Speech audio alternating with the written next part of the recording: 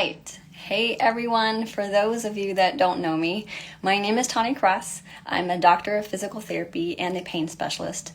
I've been working nearly a decade in a veterans hospital in North Carolina, and I help people with chronic pain, just like you, gain a deep understanding of the neuroscience behind pain and teach you how to use that knowledge so that you can take control over the pain and you can happily get back into the active lifestyle that you want. So today's video, I'm going to talk about the biggest and most common mistake people make when they have chronic pain and why this mistake is the main reason people get super overwhelmed. I'm also going to give you one of the best ways so that you can avoid the overwhelm trap. So the biggest mistake people make when they have chronic pain is that they are using the daily presence of pain as an indicator of whether or not things are working. Let's think about that for just a second. The reason why you use pain as an indicator of improvement is because you subconsciously have constructed a really simplistic linear relationship with pain. And this often happens even if you have a deeper understanding of the complexity of pain. We're gonna get real high tech here, and we're gonna use some technology from the next generation that I have available to me. We're gonna use this today. I borrowed this from my son, and it's just gonna be a helpful way to help you see point A to point B. So what we know is that we have this mentality of you try something, some fix, and then our idea is when you try that one thing, you're gonna get pain improvement. And it's totally understandable why most people think this way, because our conscious brain likes to be able to understand things. We like to see structure, have a framework, and we want to know what is going on. So we think if I do A, then we are going to have B, which is hopefully pain improvement, right? And if A does not equal B, then A is not working. Or at least it's not working in a very speedy fashion. So the unfortunate thing is, if you're a human and you're living life, very rarely is anything in our lives that straightforward, quick, and easy. There are just too many variables to account for. And this is even more true for pain. And I'll let you in on a secret, by the way. A lot of medical providers, including the ones I work with, often think in this really simplistic linear fashion. So it's not anybody, it's everybody.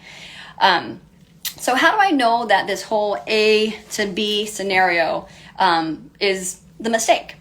So if it were that easy, your chronic pain right now would be gone. The medication you take, you could have stopped taking it. You don't have to keep on taking it. The surgery you underwent, it could have had a lifetime 100% success rate instead of the 60% or less. And if you had just done your exercises more with physical therapy or more consistently, if meditation, if breath work, whatever, chronic pain is solved forever and no flare-ups, life is good. But that obviously is not the case, because here you and I are. So if you need one more reason to think that this is not a mistake, I like to emphasize to everybody, my patients, my clients, that pain is feelable, but it is not measurable. And in case anybody's really into nerdy medical history, back in the day, medical providers used to push pain as the fifth vital sign. The other four are like body temperature, your breath rate, your blood pressure, your pulse rate. But in 2016, the American Medical Association recommended that this fifth vital sign be removed from professional standards and usage. But it was just a recommendation, and obviously you still get asked about pain all the time by all the medical providers you see. Anyway, so back to pain is feelable, but not measurable. We know this because it is a highly subjective experience. How many times have you been asked, what's your pain level? And you'll say something like, well, I don't know. It's different because I have a very high pain tolerance. What someone else is a 2, I'm a 1, or vice versa, or some variable or some variety of that same type of thing. Or you might say something like, on a scale of 10, it's 10,000 today. It's not very quantifiable. I will allow there are some other things that people measure that are kind of still on the end of subjective, but it's a hint more measurable than pain is actually. And if you measure pain this way, it is really, really hard to get encouraged by something that cannot be measured. So we know that pain is not measurable, and we also know that pain isn't easy.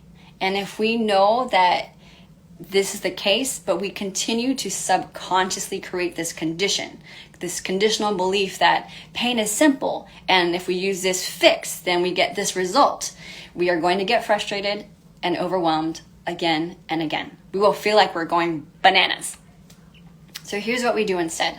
We have to find things that are measurable. They have to be more objective, and they should have something, at least a strong relationship to what is actually involved with the why that you have chronic pain and the how of reversing it. Now, this can be a lot of things because pretty much everything in your life, you know this probably better than I do, is going to be affected by chronic pain. So you have a long list of things to pick from, but if you wanted to get more specific, I have 7 core steps that I've outlined in this pain recovery guide that I've created for you. So tracking more objective measures, incidentally, is what a lot of PTs do, that you might only be maybe vaguely registering in the background noise of your appointments when you go see like a physical therapist or somebody. So for example, when you go into a PT appointment, they often will have you fill out something called an outcome measure. So let's say you have shoulder impingement or back pain or ankle sprains. There's an outcome measure typically associated for each body part or each condition even. Like there's something called the